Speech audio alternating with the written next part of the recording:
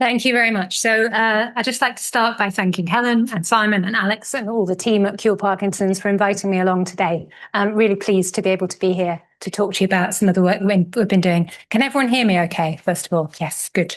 Excellent. So I'm going to talk to you for the next half an hour or so about some of the work that we've been doing in Cambridge investigating inflammation and the immune system in Parkinson's disease. And then I'm going to talk about how we've used the information that we've learned from our research to move forward into clinical trials of therapies that are targeting inflammation and immune activation with the aim of slowing down the progression of the disease. So I just wanted to start by recapping on the difficulty in treating Parkinson's disease and sort of where the field is. So many of you will be familiar with this idea that the core thing that goes wrong in the brain in Parkinson's disease is that we lose dopamine producing cells in this area of the brain called the substantia nigra. So this is post-mortem tissue. So it's a section through the midbrain, which is the bit right in the center of your brain, sort of midway between your nose and the back of your head. If you imagine going right into the middle here, that's where the midbrain is. And this is the midbrain from an individual who's died without Parkinson's disease. You can see these two dark strips here. That's the substantia nigra, and they're dark because the cells in that bit of the brain contain a pigment called melanin. It's those pigmented melanin-producing cells that also produce dopamine. In the person with Parkinson's disease, you can hopefully quite clearly see that those dark cells have gone. So those dopamine cells have degenerated. And this is a bit like, I guess, sort of running out of petrol in a petrol tank. The petrol tank here is empty, and that petrol is necessary to fuel the movement centers of the brain. So when there's not enough petrol in the movement centers of the brain, what happens is people develop these problems of slowness and stiffness and tremor that many of you will recognize. Unfortunately, we have ways of putting petrol back in the system, so we can give people dopamine-replacing therapies. So these are drugs like Sinemet and Madapar and the dopamine agonists. So by using those drugs, we can put the petrol back in the system and the symptoms, to some extent at least, get better. So that's all well and good, but the problem is that over time in Parkinson's disease, the degeneration becomes much more widespread. It doesn't just affect the substantia nigra, it affects widespread areas of the brain. We know that there are deposits of various different proteins in the brain, alpha-synuclein you were hearing about in the last talk, but also tau, amyloid beta is another protein that can be deposited. And there is a degeneration of multiple different cell types, not just producing dopamine, but producing all sorts of different chemicals. And as a result of that more widespread degeneration, people develop all sorts of other problems in addition to the movement problems. So memory and thinking problems for some people. Some people unfortunately develop hallucinations, problems with their balance and falls. And the dopamine replacing therapies don't help. They can actually make some of these problems worse rather than better. So our challenge is, how do we prevent this? How do we slow this progression of degeneration in the brain? And in order to do that, we need to better understand what the factors are that are driving that progression of the pathology. So in Cambridge for the past 20 years or so, we've been trying to do this. We've been trying to study how Parkinson's progresses and what are the underlying biological factors that drive that progression. And we've been doing that by studying large cohorts or large groups of patients, trying to see them as early as we can in the course of their disease. We characterize their disease as much as we can with lots of different assessments to look at their movement symptoms, their non-movement symptoms, memory and thinking problems. We also collect DNA samples so that we can look at genetic factors. We collect blood samples so that we can look at various biological markers. And we do this over time to see how the disease evolves, both clinically and biologically. And we've been doing that in patients both coming along to our Parkinson's Research Clinic here at the John Van Gys Centre for Brain Repair, and also using studies based in the community. So in these studies, we've been going out and seeing people in their own homes across the east of England. So what we've learned from all of this is that Parkinson's disease is hugely variable. And you will all know this. I don't need to tell you that. I mean, there are lots of people with Parkinson's in this audience, and no one of you is the same as another one. Everybody is different in terms of how the symptoms affect them and how the disease progresses. But in general, we can sort of say that people are on a spectrum, where at the one end, there are individuals who have really quite a benign form of the condition, where they respond quite well to dopamine treatments, and their symptoms progress relatively slowly over time. Unfortunately, on the other end of the spectrum, we have people who have a much more disabling form of the condition, where they might not respond so well to dopamine therapies, and within just a few years of being diagnosed with the illness, unfortunately, they are developing problems with their balance, with falls, and perhaps even with dementia. So one of the theories that we've been working on is the idea that the way the immune system responds to the disease is one of the factors that determines whereabouts you are on this spectrum, whether you're more at this benign end or more at this disabling end. So the idea being, if you have a more aggressive immune response to the Parkinson's condition, that unfortunately you will have a more severe condition with more rapid progression, with the immune response leading to inflammation within the brain, which in turn drives neurodegeneration. So in order to try and test this theory, we've been doing a whole range of different studies via our research clinic in Cambridge to look at immune activation and inflammation in people with Parkinson's disease. So we've been doing studies where we've been looking at brain tissue taken from people who have been through our research clinic and very kindly registered to donate their brains after the time of their death. We've been using a special type of brain imaging called PET imaging, which allows us to visualize inflammation in the living brain. I'll talk a little bit more about that a little bit later. We've been looking at blood samples to look at immune and inflammatory factors. And we've been collecting cerebrospinal fluid samples. So we do this via lumbar puncture, collect a fluid sample that we can again use to look at immune and inflammatory markers. So I'm now just in the next couple of minutes going to take you through some examples of some of these studies to show you some of what we've learned. So this is me 10 years ago, looking a bit thinner and less wrinkly than I do now, I think. Doing some work in the lab where we were measuring the concentration of various different inflammatory molecules in blood samples that we'd collected from a group of 230 people who'd been recently diagnosed with Parkinson's disease and 93 healthy controls. So this is a bar chart that's showing the mean, the average concentrations of 10 different markers here. The Parkinson's group are represented in the darker color, and the controls, so people without Parkinson's, represented in the lighter color. And overall, you can see that for most of these markers, the bar is higher for Parkinson's than controls. So inflammatory markers are a little bit higher in people with Parkinson's than controls on average. But these differences are not very striking. What was more interesting in this study was when we separated the people with Parkinson's into groups according to how much inflammation there was in their blood.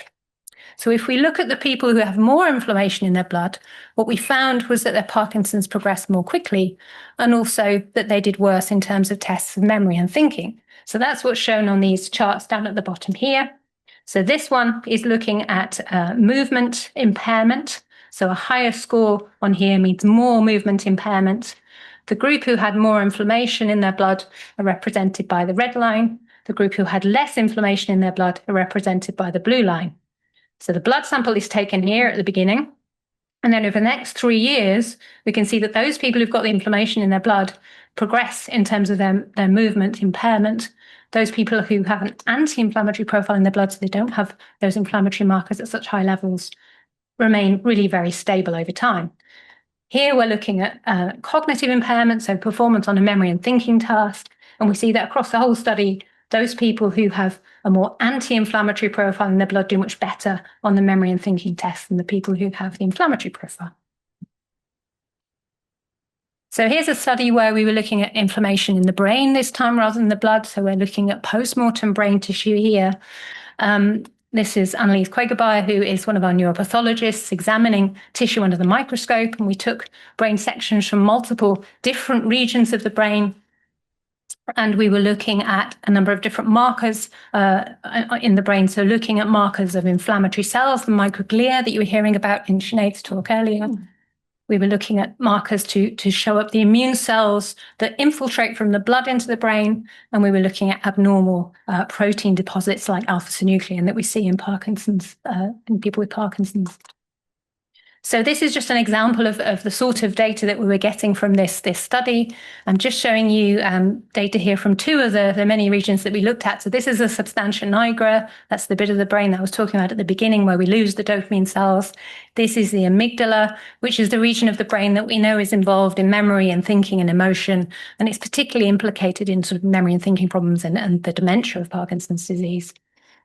So we, with the brain tissue, we add a stain, which lets us visualize those immune cells Sinead was telling us about, the microglia, and that's sort of what it looks like under the microscope. And then we can count the number of these brown inflammatory cells that we can see there. And in this study, we had three groups of people. We had individuals who didn't have Parkinson's disease, so the controls. We had this group in blue. They're people who had Parkinson's disease, but more benign form of the condition. They didn't develop a dementia during the course of their disease. And then we have a group who had a more severe form of the condition where they developed a dementia relatively early on. And what we found is when we looked at these numbers of these microglial cells, that they are a little bit increased in the people with Parkinson's, particularly in the amygdala, but in the people who've got dementia with their Parkinson's, they are significantly higher. In this panel here, we're looking at T lymphocytes. So these are immune cells from the blood that can get into the brain, and we can stain for those. And you can see these, I don't know how well you can see that at the back, but these three squares here are a blown up view of what you can see in these squares here. Little dots here are the T cells. Again, we can count these, and we see that we have very few of them getting into the brain in controls, but without Parkinson's, a few more getting into the brain in the people who have Parkinson's, but the more benign form. And then in the people who have Parkinson's with associated dementia, many more of these cells in the brain. So we know that inflammation and immune cell infiltration are increased in Parkinson's, particularly in those people who've got the more malignant form of Parkinson's. Okay, so measuring inflammation in postmortem brain is all well and good, but it would be far better if we can measure it in the living brain in the earlier stages of Parkinson's disease. And PET scanning allows us to do that. So this is the PET scanner that we use at the Wolfson Brain Imaging Centre in Cambridge. And the idea with this sort of imaging is that we inject people with Parkinson's or people without Parkinson's for comparison with a substance called PK11195. So this is a radioactive marker injected into the bloodstream via a vein in the arm, travels up to the brain, and it binds to inflammatory cells, the microglia in the brain, and then releases a radioactive signal, which is detected by the PET scanner. The scanner then can convert that radioactive signal into a color that we can see here on the picture. So the brighter the color, the more inflammation in the brain. So this is data from a study that used this type of technique. And in this study, we had 20 individuals without Parkinson's disease, 20 individuals who had Parkinson's disease, but we knew that they were at low risk of going on to develop a dementia. These are newly diagnosed people. And then we had a group of 20 people, again, newly diagnosed, but they had markers telling us that they were at higher risk of going on to develop a dementia. These are markers based on cognitive tests and memory and thinking tests that we do in our clinic and their genetic profile. But they're all at the same stage. They're all early stage Parkinson's disease. So on this picture here, what we're looking at is the average inflammatory signal for the group, either the controls, the low dementia risk group or the high dementia risk group. And the cooler the color, the less inflammation. So the blue is very low inflammation, and the warmer the color, the more inflammation. And if we just track through one particular region, just for illustration, so if we look here at this bit of the brain here, this is the frontal cortex, we can see in the controls it's quite a cool color. As we come through to the people who have Parkinson's, but at low dementia risk, it's getting a bit warmer. And then in the people with higher dementia risk, it's warmer still. The same is true if we look at another area of the brain here, this central part here, we can see it's a little bit cooler and getting warmer as we go through. So telling us that even before people develop the memory and thinking problems, the dementia of Parkinson's disease, in those who are at high risk, we can already see the inflammation is there. We also looked at whether there was a link between the amount of inflammation in the blood and the brain, and it does seem to be that that's the case. So there's a correlation, a link between the amount of inflammation we're seeing in the blood and the amount of inflammation that we're seeing in the brain, which is really helpful because it means in studies and trials and things where we want to evaluate inflammation, we know that it's relevant to be looking at the blood and not just at the brain. Okay, so all of this has told us that it might well be sensible to think about targeting inflammation in the immune system as a way of slowing down disease progression in Parkinson's disease. So the theory is that we have immune activation happening within the blood, we have inflammation happening within the brain, and this is driving nerve cell damage, which in turn is driving disease progression. In terms of what's causing the immune system to be activated and causing the brain to be inflamed, we think alpha-synuclein is playing an important role in that. I'm not going to talk you through the data that supports that today because we will be here for quite a long time, but if you take my word for that. And then the other thing that the other potential driving factor for this is what's going on in the gut. So we know that at least in a proportion of people with Parkinson's disease, there are changes in the gut early on, leading to a change in the microbiome or the bacterial composition of the gut, elevation of levels of certain bacterial toxins. And we think that this is also driving the immune system and driving inflammation. So on the basis of this, all of this, we thought what we needed to do next really was to move forward with, I guess, the ultimate experiment of seeing if we think this is what's happening, if we think that immune activation and inflammation is driving all of this, then if we can put a brake on this circuit, can we slow down the progression of the disease? So that's what we've tried to do with the AZA-PD trial.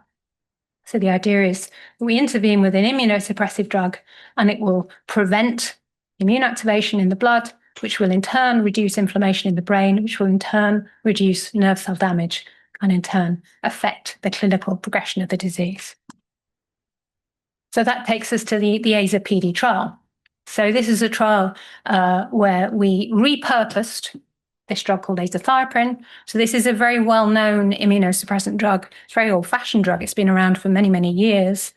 It is already licensed to be used for a whole range of other conditions. So we know that it's effective in inflammatory conditions like rheumatoid arthritis, inflammatory bowel disease, and in some neurological immune conditions like myasthenia gravis. It's a drug that has quite a broad biological effect. So we know that it has an impact on multiple different types of immune cells in the blood. And that's what we wanted really for this trial, because the work in Parkinson's disease at looking at immune changes has shown that there are changes in multiple different arms of the immune system. So it's difficult to know which one to target. So the idea with this trial was sort of proof of concept. If we reduce all of these arms of the immune system, will that have a knock-on impact on the progression of the disease? So we decided to go ahead with trying to repurpose this drug. One of the advantages of using a known drug is that, we know about the safety of the drug. We know about dosing and monitoring requirements, which meant we were able to move forward relatively quickly. So how did we design the trial? So we recruited people who had early stage Parkinson's disease.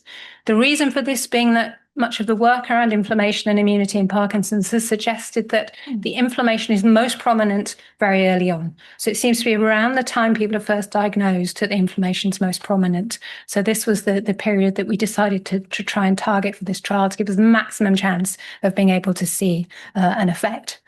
It was important that people had no other significant immune or inflammatory conditions that might interfere with the results that we were measuring. We were aiming to recruit 60 people for the trial and randomize them 1-to-1. So 50% get the azathioprine drug, 50% are given a placebo drug.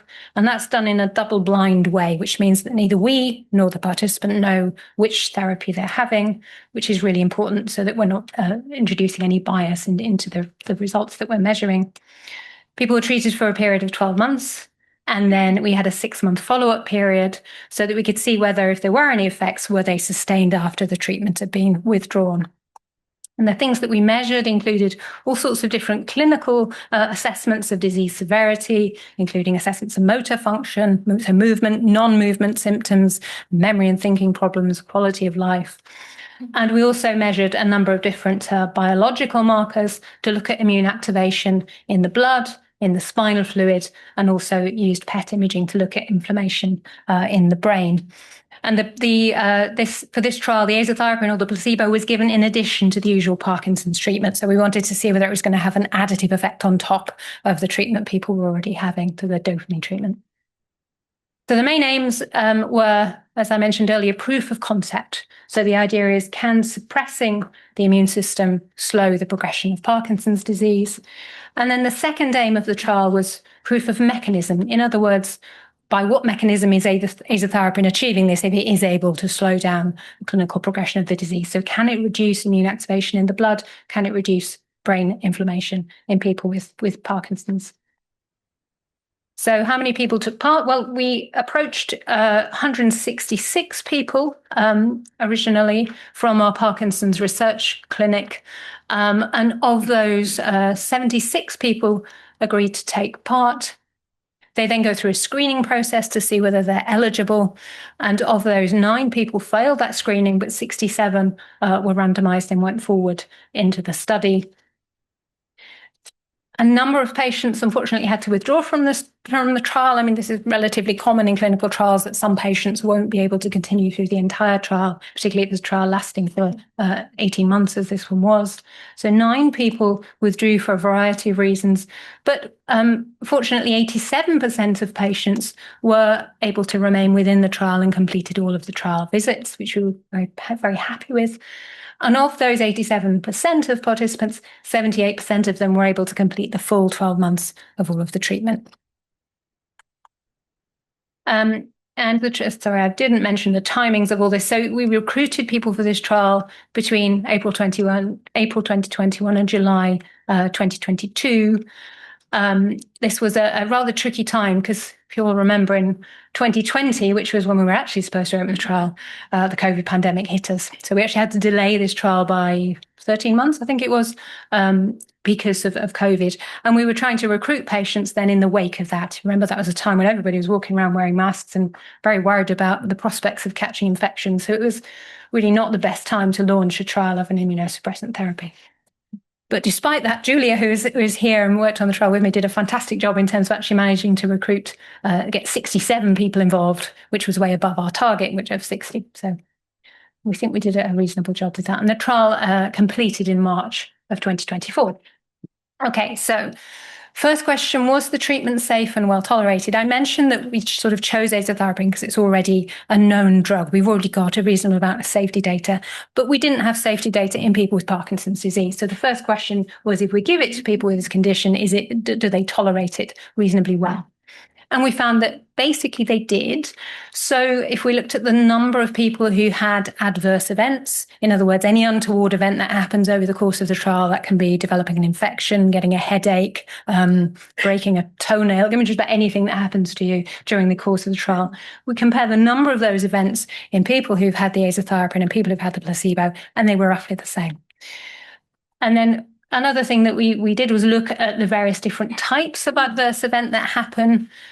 So we can split them into gastrointestinal disorders, infections, skin conditions, all of these different types of adverse event, and then compare those different groups in the people who've had the azathioprine and the people who haven't had the azathioprine.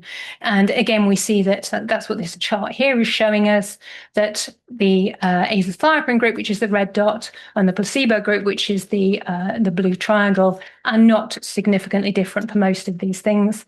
Actually, this here is infections, and surprisingly, we found more infections in the people on placebo than the people on azathioprine. It's quite reassuring, because that's one of the things we were a little bit worried about.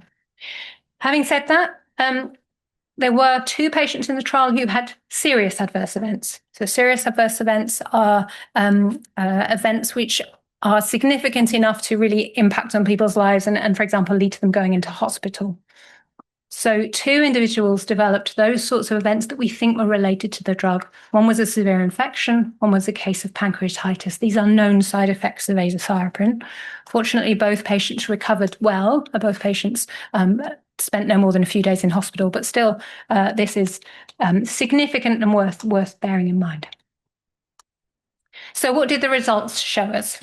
Okay, so apologies, this is a little bit of a complicated slide, but I'm showing here the data on a scale called the Unified Parkinson's Rating Scale, the UPDRS, which many of you who've been involved in research studies in Parkinson's disease will be familiar with, because you will have been through this assessment. It's used in pretty much all clinical trials in Parkinson's disease. There are various different sections to this UPDRS. the section 1 is all about non-motor symptoms. So this is things like memory and thinking problems, problems with mood, constipation, bladder problems. So this section of the scale refers to all of those issues. This section of the scale, the part 2, refers to movement symptoms and the problems that you might face in daily life as a result of those movement symptoms. So it's things like walking and balance and tremor, and does this affect your ability to get dressed and washed and that sort of thing. The third part of the UPDRS is based on the physical examination done by the doctor. This is the total score here. And then for this trial, we looked at a specific subscore of the UPDRS called the gait axial score. So this is made up of the components of the score that assess balance and posture and walking. Now, for any trial, you have to, at the beginning of the trial, when you're designing it, pick a primary outcome. So that's the one measure that you're going to sort of hang your hat on at the beginning and go, this is the thing that we're going to use to decide whether this trial is positive or negative. And for this trial, we decided that we would use the gait axial score. The reason for that being that in some of our previous studies, it looked like this was the part of the UPDRS that was most sensitive to change over time. Unfortunately, that didn't transpire to be the case in this particular group of people in this trial. So just to orientate you in terms of what these plots are showing, with the UPDRS, a higher score is worse, lower score is better. We've got the placebo group shown here in the blue and the azathioprine group is shown here in the red. So for a positive effect, what we want to be seeing is the red line being significantly below the blue line. So for our primary outcome, we don't see that, unfortunately. We see that in the people who are on placebo, there's actually very little change in this score, unfortunately. So the change from baseline is less than 1 point over the course of the 18 months of the study. So really not enough scope for us to be able to see any improvement because people on the placebo weren't really changing on this score. So with hindsight, perhaps not the best primary outcome measure, but in terms of the other measures that we're looking at here, the one that was interesting was this one. So this is the part 2 of the MDS UPDRS. This is movement symptoms. And we can see that the people taking azathioprine did do significantly better in terms of their movement symptoms over the course of the study compared to the people that were taking placebo. Now, the other thing that was really interesting in terms of the clinical data was when we separated the women and the men. So these plots have now become quite complicated because we've got 4 groups on here. So we've got in red the men who were taking azathioprine. In green, we've got the men who were taking placebo. In blue, we've got the women who were taking azathioprine. And in purple, we've got the women who were taking placebo. So if you just focus on this line, the blue line, which represents the women who were taking azathioprine, you can see that for most of these measures, the blue line is way below the other lines. So the women taking azathioprine did do significantly better, which was interesting. And that was not just the case for these measures of the UPDRS, so the non-motor part of the UPDRS, the motor part of the UPDRS, and the total UPDRS. We saw improvement in all of those measures in the women. Also in quality of life, this is a measure called the PDQ-39, which again some of you will have done, I'm sure. So this asks about how Parkinson's disease impacts on daily life. So the women did significantly better on this as well, and they also seem to do better on this non-motor symptom scale. So I mentioned we also looked at biological measures as well as clinical measures. So we wanted to know what azathioprine was doing in terms of immune cells in the blood. There are lots of plots here. You don't need to look at them all in any detail, but just you can see that for pretty much all the cell types we looked at, the azathioprine group shows a reduction in the immune cells in the blood. That's what we'd expect. That's what it's supposed to be doing. So it was encouraging to see that that's what it is doing. And then I mentioned that we also looked at the cerebrospinal fluid using lumbar punctures. So 23 of our participants gave consent for a lumbar puncture to be done at the beginning and end of the trial so that we could look at the immune cells in the blood, in the cerebrospinal fluid, And again, we saw that for a number of different cell types, the people who were taking azathioprine showed a reduction in the immune cells in their spinal fluid. And this was a really important finding because we know that azathioprine doesn't actually get into the brain. It doesn't get into that fluid that bathes the brain, so the cerebrospinal fluid. So the fact that it could have an impact on this measure was quite interesting. And then finally, we looked at what azathioprine was doing in terms of brain inflammation. So again, about 23 participants, not the same 23 who had the lumbar puncture, unfortunately, but different 23 participants had PET scans both before and after 12 months of treatment. So what these images represent here, the coloured areas show the regions where there's a significant level of inflammation in the brain. So in the placebo group at the beginning, at baseline, before they've had any treatment, you can see there are various areas where there's inflammation in the brain. If we look at the group who received azathioprine, this is before they received their azathioprine, you can see that the same sort of areas are affected. So relatively restricted, but there are areas where there is certainly inflammation there. Then at follow-up, in the group who've had the placebo for 12 months, we can see that this inflammation has spread to involve more widespread areas of the brain. But interestingly, in the group who've had azathioprine, that isn't the case. So the inflammation has remained restricted, and actually there were no significant changes between the baseline and the follow-up in the azathioprine group. So again, really encouraging, because we know that azathioprine is not actually getting into the brain, it's having its effect on the immune cells in the periphery, but by doing that, it's having this knock-on effect in reducing inflammation in the brain, we think, because immune cells are not getting in there to cause damage and cause trouble. So just a summary of what we've learned from the AZA-PD trial. So this study, I think, was quite important in terms of showing us that trials of immunosuppressive therapies are feasible in Parkinson's disease. So when we first started thinking about this, we really weren't sure that that would be the case. We weren't sure whether people with Parkinson's would want to take part in a trial, whether we would be suppressing their immune system. And we did quite a lot of work with our local PPIE groups around this to see what their feelings were about this and would, is this something they would actually want to go ahead and do. So it's been really helpful to show that this is something people with Parkinson's are interested in doing, and they were very, very enthusiastic about doing. And most people were able to remain within the trial for the entirety of the 18 months. We've shown from this study that suppressing the immune system in the periphery, so in the blood, can impact on brain inflammation, which I think is important in terms of designing therapies in the future. It doesn't necessarily have to be the case that drugs have to get into the brain in order to exert a beneficial effect. And that's quite important when we're designing drugs, because getting drugs into the brain is a really tricky thing to do.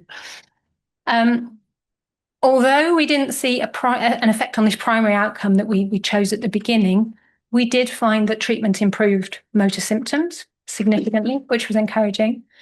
And it looked like the therapy had a different effect in men and women. We don't fully understand as yet why that is, but really interesting observation, which has highlighted the idea that in future trials, this is something we ought to really think about, looking at men and women separately, because the biology of Parkinson's in men and women may well be quite different. And also the biology of immunity is quite different in men and women. The azathioprine was generally quite well tolerated over the 12 months of treatment, but it's fair to say that it's not risk-free. So it did require frequent blood monitoring, and it was associated with a significant adverse event, which led to people being hospitalized in at least 2 of our 32 people who were taking it. Okay. So where do we go from here? So what we thought about following this trial was, could we now target inflammatory pathways relevant to Parkinson's? Because we've effectively shown proof of concept that this is potentially a good idea. Can we target inflammatory pathways, but ones that are more specifically relevant to Parkinson's disease? And if we can do that, we might be able to achieve a beneficial effect, but with less broad immunosuppression and so less unwanted side effects. So we've moved on to a trial called DAPA-PD, trialing an agent called dapansutrile. And this is an agent which targets the NLRP3 inflammasome, which you were hearing about in Sinead's talk earlier. So as you've already heard about today, the NLRP3 inflammasome is a multi-protein complex that's formed when cells of the immune system are activated. So this is a cartoon of an immune cell. And when the immune cell sees a pathogen, and this could be a viral or bacterial component, or it could be an abnormal toxic protein, This pathogen is detected by a receptor on the surface of the cell, sends a signal to the nucleus, leading to increased production of proteins, including this NLRP3 protein and a number of other proteins, which then coalesce into this multi-protein complex called the inflammasome, which in turn leads to inflammation and production of cytokines and interferons, which are sort of inflammatory messenger molecules, which in turn cause damage to nerve cells, to neurons. So dapansutrile is a compound developed by a company called Olatec Therapeutics, which binds to this protein called NLRP3 and prevents the formation of this inflammasome, thereby hopefully reducing levels of cytokines and interferons. And dapansutrile is a compound that was evaluated by the ILCT committee that Simon was telling us about earlier and prioritized as being a compound that we should think about investigating in Parkinson's disease because of the promising data that was coming from preclinical work in animal models. So the reason that we thought this was, and the ILCT committee thought this might be a good candidate for testing in Parkinson's disease, was that it is rapidly absorbed when it's taken as a tablet. It can cross from the blood into the brain, so it doesn't face that problem that azathioprine faces of only working in the blood. This agent should work both on the peripheral immune system and the central immune system. There's lots of preclinical data to support its use. So in various animal models of inflammatory disorders, we know that this compound has an anti-inflammatory effect. And we also know in animal models of Parkinson's disease, a bit like the animal models that we were hearing about earlier from Sinead, this drug can protect against nerve cell degeneration. And there have been a number of early trials of this drug in humans as well, not as yet people with Parkinson's disease, but in people with other conditions that have shown that it seems to be safe and well tolerated. So this leads us to DAPA-PD, so a clinical trial where we're testing dapansutrile for the first time in people with Parkinson's disease. Because this is quite an early phase trial, the number of people that we're including is quite small. So 36 individuals is the target for recruitment. Again, we are recruiting people with relatively early stage Parkinson's disease, so within 5 years of the diagnosis, because of the fact that the information coming from our previous research studies is that inflammation is most prominent early on in the disease course in Parkinson's. We're also selecting people on the basis of markers of inflammation in their blood. So people come along for their screening visit, have a blood test done, and we look at the level of an inflammatory marker called CRP. If it's above a certain level, then we're including people in the trial. We're not including people who don't have evidence of inflammation in their blood, because we're trying to ensure that we maximize the chance of having a beneficial effect in the right people. We are going to be giving 24 people the dapansutrile drug, and 12 people will receive placebo. And this is done in a double-blind way, a bit like for the azathioprine trial, so people don't know whether they're getting the active drug or not. And after 6 months of this double-blind period, we then go into an open-label period where everybody will get the dapansutrile therapy. The idea there is to maximize the amount of information that we can get about this drug in people with Parkinson's disease. So this part lets us look at whether there is a statistically significant difference between the groups, and this bit lets us collect more safety data on a bigger group of people, and also to collect more data in terms of what the drug is doing in terms of blood and brain inflammation. So the outcome measures that we're looking at, importantly, we're looking at safety and adverse effects, because this drug, as I said, hasn't been given to people with Parkinson's before. We're looking at whether it can impact on inflammatory markers in the blood and spinal fluid, and whether it can reduce inflammation in the brain. And then we'll also be measuring clinical symptoms across the course of the study. So the study opened in January, end of January, and we're now recruiting, and the readout of this study should be expected in 2028. Okay, so where are we going in the future beyond this with immune therapies for Parkinson's disease? We're continuing to study large groups of people with Parkinson's disease over time in our clinic in Cambridge, and many groups around the world are similarly doing studies where they're following large cohorts, large groups of people over time and trying to profile what's happening in terms of the immune system. And we're doing that by looking at blood samples, the cerebrospinal fluid samples, as I mentioned. We're also looking at nasal samples to see what's happening in the immune system in the nose. We're looking at what's happening in the gut. We're using brain imaging, and we're using post-mortem studies to better understand and profile inflammation. And what we're learning is that not only does inflammation not happen in everybody, it only happens in a proportion of people with Parkinson's disease, also the type of inflammation that happens is different in different people. So what we hope to move towards is subtyping people into different groups so that we can offer a much more targeted therapy to them. So the idea is if we can profile the immune system and if we can split people into subgroups, we can target specific therapies to specific groups of people. So a much more personalized approach to therapies in the future. What this work's also allowing us to do is develop new markers in order to evaluate these therapies and measure what they're doing. So I think that's all I was going to say. Apologies if I've run over time, which I probably have. But I just wanted to thank, first of all of our fabulous research participants, without whom we couldn't do any of this work. So a huge thank you to them. A thank you to all of my wonderful lab who've done much of the work that I've presented to you today. To the AZA-PD trial team, in particular to Julia, who's sitting in the front row, and you're going to meet in a minute in the panel discussion, who did the majority of the work for the AZA-PD trial. To all of my research colleagues who have also been involved with various elements of this work, and to our fantastic funders, in particular Cure Parkinson's and the Van Andel Institute, who are supported both the AZA-PD trial and the DAPA-PD trial. So thank you, and I'm happy to take any questions if there's time. Thank you, Caroline. That was very interesting. It's always good to see licensed drugs for unlicensed indication. What dose of azathioprine did you use in the study? So we were using between 1 and 2 milligrams per kilogram. Okay. Yeah. So sort of standard dose that's used. So from the PD patient's point of view, taking what we class AZA as a cytotoxic drug, but they're quite happy to take it. It's usually used for sort of kind of oncology type conditions. I know it's used as a immunosuppressant in some asthma studies, but there was like a 10 milligram dose. So, I mean, it's used fairly widely for conditions like rheumatoid arthritis and inflammatory bowel disease. As I mentioned earlier, we did quite a bit of sort of PPRE work before we launched this trial to see how people would feel about taking an immunosuppressant therapy, because of course there are risks associated with it. We know that, it potentially will increase your infection risk. We know that there is a small chance of it inducing pancreatitis, as it did in one of our participants. But people were very supportive. I think perhaps because we've accumulated quite a lot of data to suggest the immune system is involved in Parkinson's disease, and lots of other groups around the world similarly have done so.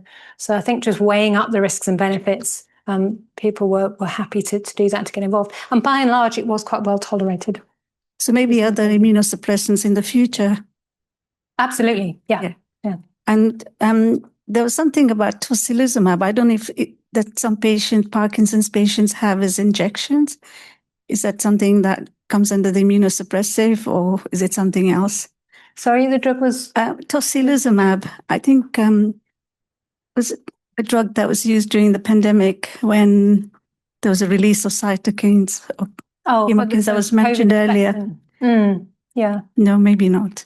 Okay. So I'm not aware that it's being trialed in Parkinson's disease.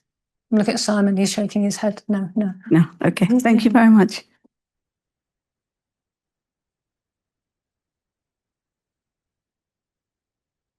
Can I go first? Thank you. Question from this side of the room. Side of the room. Sorry. Yeah, sorry. Great data. The male-female difference looks very interesting, and I can't figure out what that's caused that. But you didn't show the PET information for male-females. Is there anything there that you could tell us about?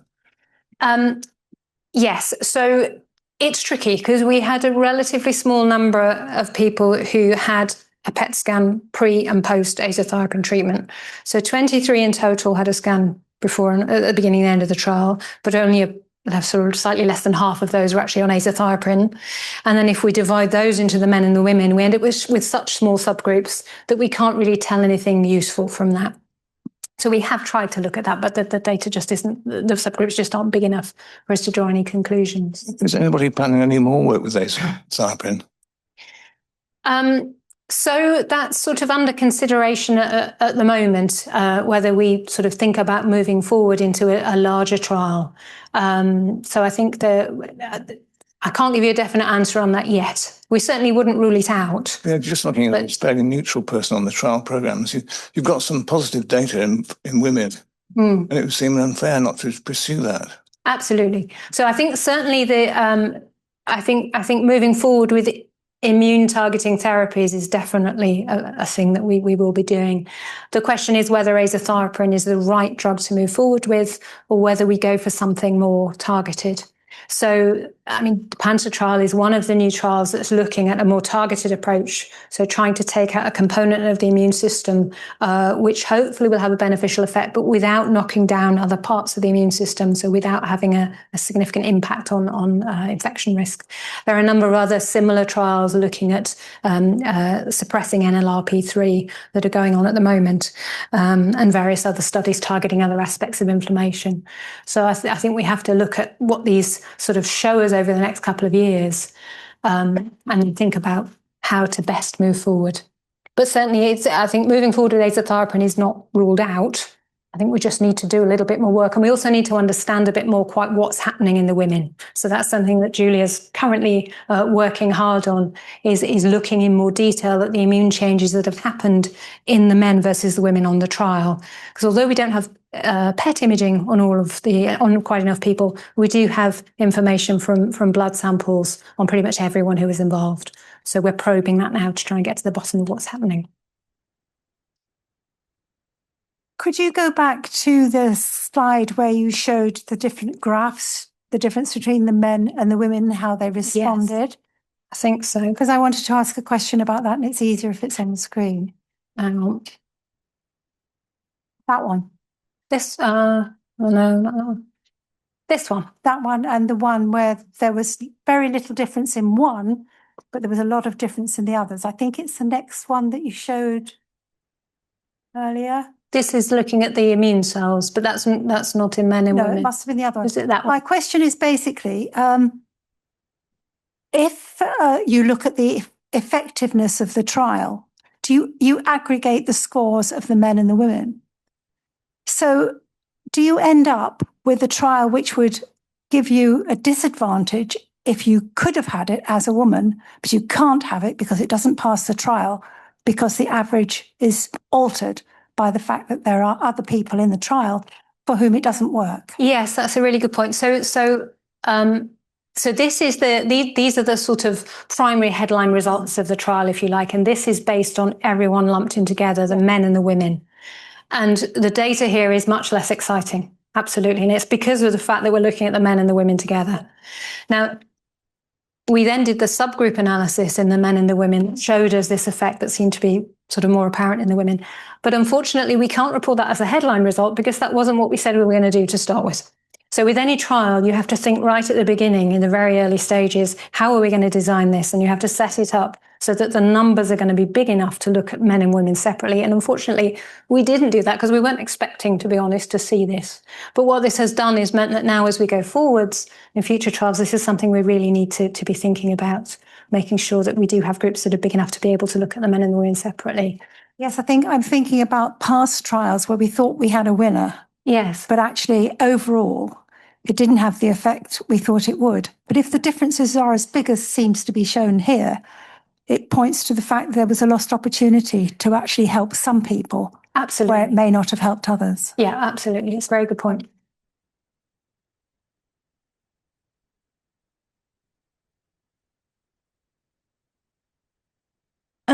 I just wondered, on this slide that you've got, it's a great result for women, but then by the end of it, 18 months, it seems to be balanced along with men as well. So is that... Sorry, say that again. So is the dip for the women is significant, I guess, but then at the end of 18 months, it almost seems to be the same. So yeah. Are you looking at a drug for women that's going to work for only a short period of time? So that's a really good point, which I haven't gone into today. So the benefit that we're seeing here in terms of the movement symptoms is there whilst the women are taking the drug. And at this point, at 12 months, they stop taking the drug. And this is our 6-month follow-up period. So the benefit that they were having is disappearing once the drug has gone out of their system. So that's a really interesting observation.